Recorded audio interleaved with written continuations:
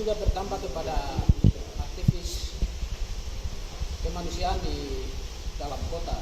Jadi kami menyikapi bahwa terakhir setelah memberikan label bagi bangsa Papua sebagai teroris, kemudian mereka juga melakukan penerapan aparat keamanan begitu luar biasa. Setelah itu mereka juga kasih mati jaringan internet, lalu mereka juga munculkan sekelompok orang di Merauke sana dengan mereka bilang bahwa ini adalah kelompok teroris yang mereka tangkap.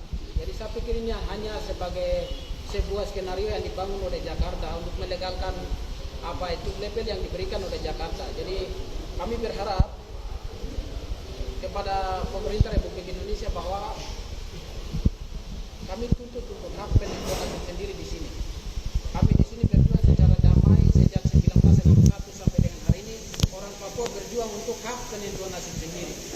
Jadi Jakarta tidak semena-mena memberikan legitimasi sebagai teroris di Papua. Beda dengan kelompok teroris-teroris yang bergerak di Indonesia lainnya. Jadi Papua di sini tidak ada kelompok teroris.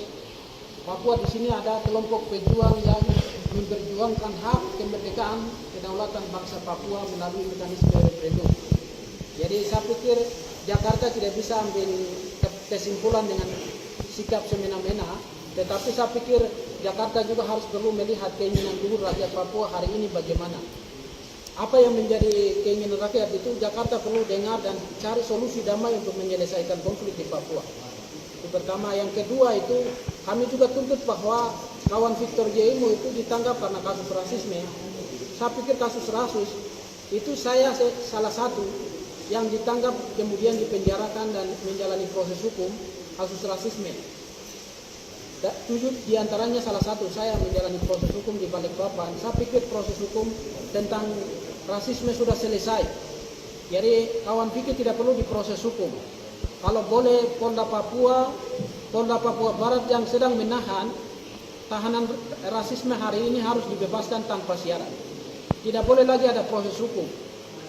Kalau masih ada proses hukum terhadap Victor J.Imo dan kawan-kawan ditangkap dengan kasus rasisme seperti Frans Wasini, Victor J.Imo, terus ada beberapa yang masih ditahan di Wamena, berarti Republik ini masih kembali menghidupkan rasis itu berlaku di Papua, baik itu secara fisik, non fisik, bahkan secara hukum perlakuan rasis terhadap orang Papua itu masih ada.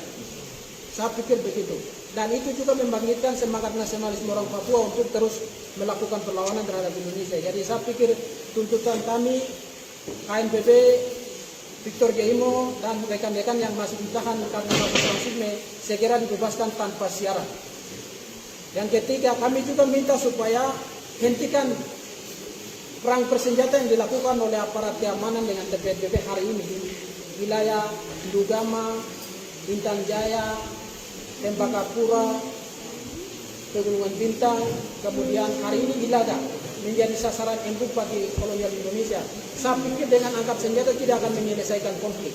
Tapi yang paling penting hari ini Jakarta dudukan persoalan Papua bagaimana bicara demi keselamatan manusia, demi keselamatan seluruh keutuhan orang Papua, juga kepentingan Indonesia di Papua bagaimana.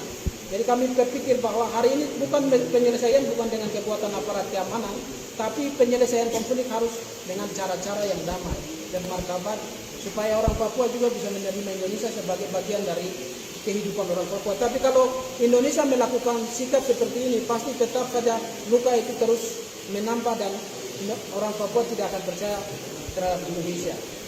Mungkin itu yang saya bisa sampaikan. Kalau ada teman-teman menyampaikan silakan. Dalam sikap ini semua pejuang jangan konsentrasi pikiran yang sedang dinaikkan oleh kolonial, tetapi semua pejuang harus konsentrasi. Perjuangan itu harus berduduk di atas negeri tanah Papua. Dan hari ini kita